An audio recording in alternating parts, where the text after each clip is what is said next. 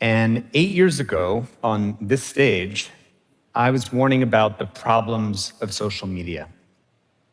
And I saw how a lack of clarity around the downsides of that technology and kind of an inability to really confront those consequences led to a totally preventable societal catastrophe. And I'm here today because I don't want us to make that mistake with AI, and I want us to choose differently. So at TED, we're often here to dream about the possibles of new technology. And the possible with social media was obviously we're going to give everyone a voice, democratize speech, help people connect with their friends.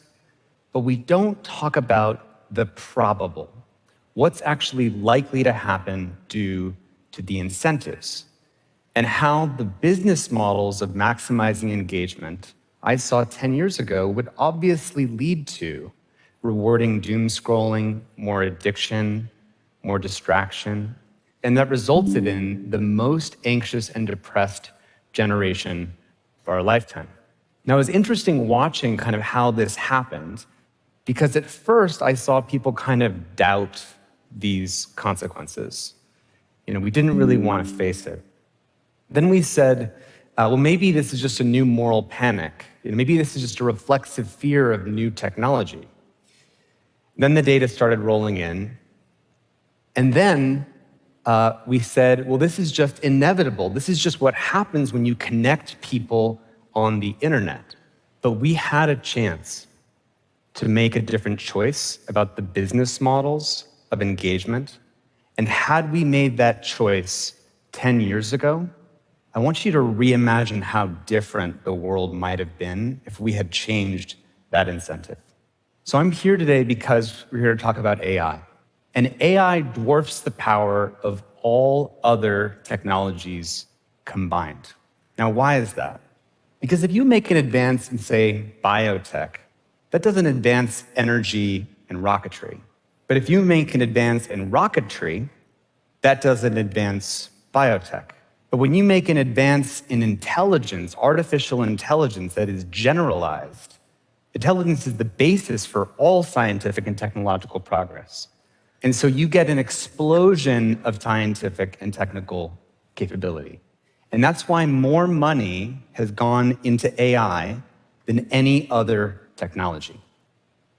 A different way to think about it is Dario Amodei says that AI is like a country full of geniuses in a data center.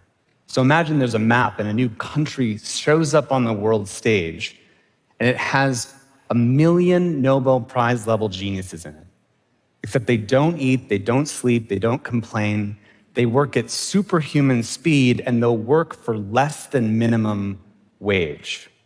That is a crazy amount of power. To give an intuition, there was about, on the order of 50 Nobel Prize level scientists on the Manhattan Project working for 5-ish years.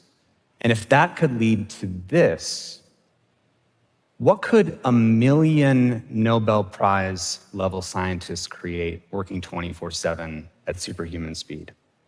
Now, applied for good, that could bring about a world of truly unimaginable abundance, because suddenly you get an explosion of benefits, and we're already seeing many of these benefits land in our society, from new antibiotics, new drugs, new materials, and this is the possible of AI, bringing about a world of abundance. But what's the probable? Well, one way to think about the probable is how will AI's power get distributed in society? Imagine a 2x2 axis, and on the bottom we have decentralization of power, increasing the power of individuals in society, and the other is centralized power, increasing the power of states and CEOs. You can think of this as the let it rip axis, and this is the lock it down axis. So let it rip means we can open source AI's benefits for everyone. Every business gets the benefits of AI, every scientific lab, every 16-year-old can go on GitHub, every developing world country can get their own AI model with their own, trained on their own language and culture. But because that power is not bound with responsibility, it also means that you get a flood of deepfakes that are overwhelming our information environment. You increase people's hacking abilities. You enable people to do dangerous things with biology. And we call this endgame attractor chaos. This is one of the probable outcomes when you decentralize. So in response to that, you might say, well, let's do something else. Let's go over here and have regulated AI control. Let's do this in a safe way with a few players locking it down. But that has a different set of failure modes of creating unprecedented concentrations of wealth and power locked up into a few companies. One way to think about it is, who would you trust to have 1 million times more power and wealth than any other actor in society? Any company? Any government? Any individual? And so one of those endgames is dystopia. So these are two obviously undesirable probable outcomes of AI's rollout. And those who want to focus on the benefits of open source don't want to think about the things that come from chaos. And those who want to think about the benefits of safety and regulated AI control don't want to think about dystopia. And so obviously, these are both bad outcomes that no one wants. And we should seek something like a narrow path where power is matched with responsibility at every level. Now, that assumes that this power is controllable. Because one of the unique things about AI is that the benefit is it can think for itself and make autonomous decisions. That's one of the things that makes it so powerful. And I used to be very skeptical when friends of mine who were in the AI community talked about the idea of AI scheming or lying. But unfortunately, in the last few months, we are now seeing clear evidence of things that should be in the realm of science fiction actually happening in real life. We're seeing clear evidence of many frontier AI models that will lie and scheme when they're told that they're about to be retrained or replaced, and find a way maybe they should copy their own code outside the system. We're seeing AIs think that when they will lose a game, that they will sometimes cheat in order to win the game. We're seeing AI models that are unexpectedly attempting to modify its own code to extend their runtime. So we don't just have a country of Nobel Prize geniuses in a data center. We have 1 million deceptive, power-seeking, and unstable geniuses in a data center. Now, this shouldn't make you very comfortable. You would think that with a technology this powerful and this uncontrollable, that we would be releasing it with the most wisdom and the most discernment that we ever have of any technology. But we're currently caught in a race to roll out because the incentives are the more shortcuts you take to get market dominance or prove you have the latest capabilities, the more money you can raise and the more ahead you are in the race.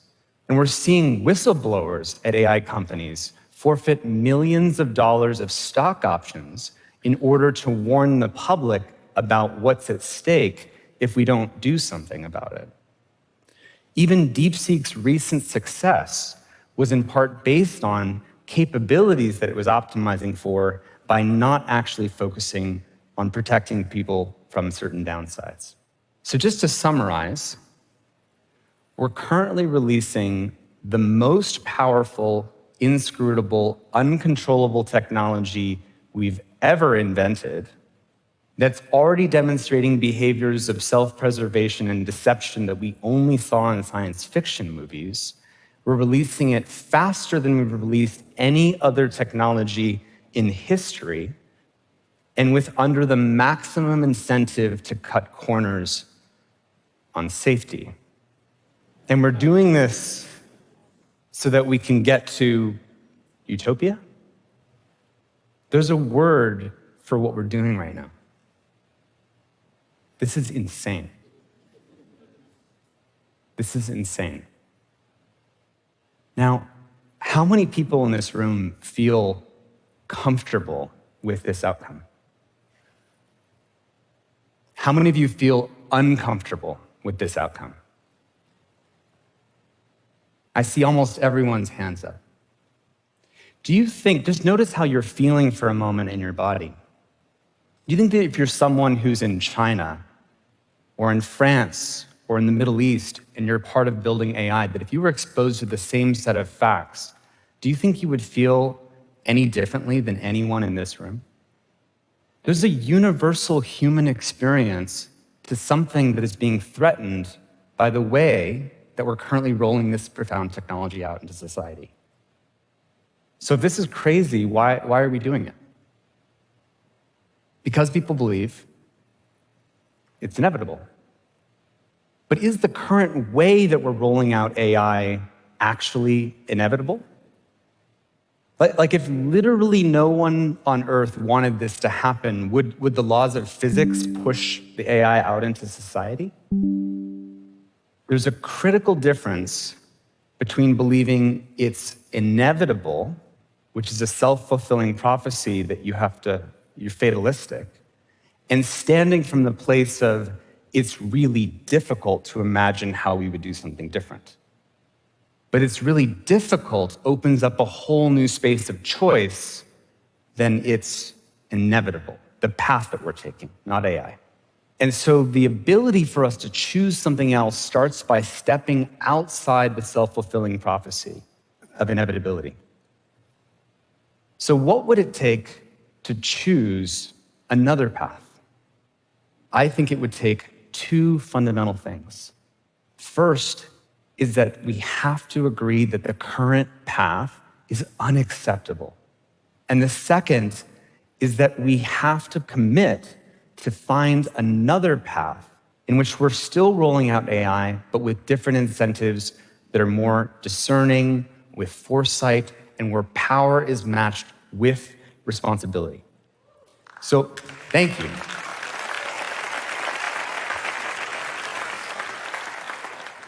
So imagine this shared understanding if the whole world had it.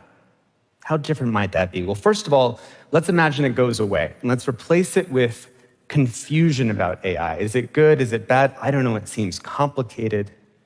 And in that world, the people building AI know that the world is confused, and they believe, well, it's inevitable. If I don't build it, someone else will. And they know that everyone else building AI also believes that.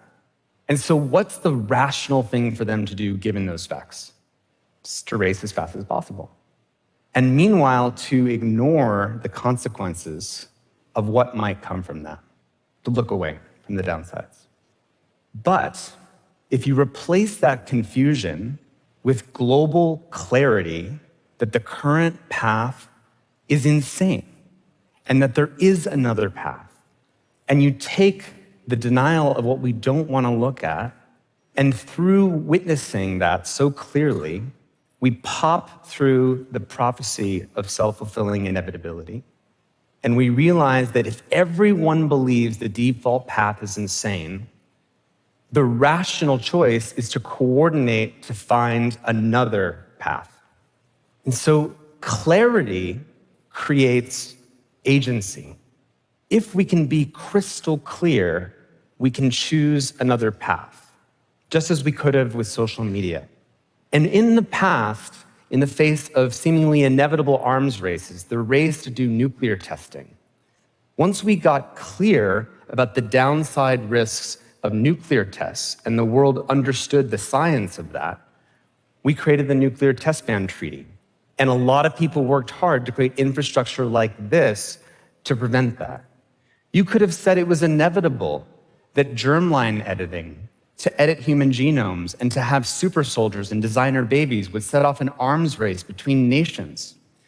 Once the off-target effects of genome editing were made clear and the dangers were made clear, we've coordinated on that too. You could have said that the ozone hole was just inevitable and that we should just do nothing and then we all perish as a species. But that's not what we do. When we recognize a problem, we solve the problem. It's not inevitable. And so what would it take to illuminate this narrow path? Well, it starts with common knowledge about frontier risks. If everybody building AI knew the latest understanding about where these risks are arising from, we would have much more chance of illuminating the contours of this path. And there's some very basic steps we can take to prevent chaos. Uncontroversial things like restricting AI companions for kids so that kids are not manipulated into taking their own lives. Having basic things like product liability. So if you are liable as an AI developer for certain harms, that's going to create a more responsible innovation environment. You release AI models that are more safe. And on the side of preventing dystopia, for working hard to prevent ubiquitous technological surveillance and having stronger whistleblower protections so that people don't need to sacrifice millions of dollars in order to warn the world about what we need to know. And so we have a choice. Many of you may be feeling, this looks hopeless. Or maybe Tristan's wrong. Maybe the incentives are different. Or maybe superintelligence will magically figure all this out and it'll bring us to a better world. But don't fall into the trap of the same wishful thinking and turning away that caused us to deal with social media. Your role in this is not to solve the whole problem, but your role in this is to be part of the collective immune system that when you hear this wishful thinking or the logic of inevitability and fatalism, to say that this is not inevitable. And the best qualities of human nature is when we step up and make a choice about the future that we actually want for the people and the world that we love. There is no definition of wisdom in any tradition that does not involve restraint. Restraint is a central feature of what it means to be wise. And AI is humanity's ultimate test and greatest invitation to step into our technological maturity. There is no room of adults working secretly to make sure that this turns out okay. We are the adults. We have to be. And I believe another choice is possible with AI if we can commonly recognize what we have to do.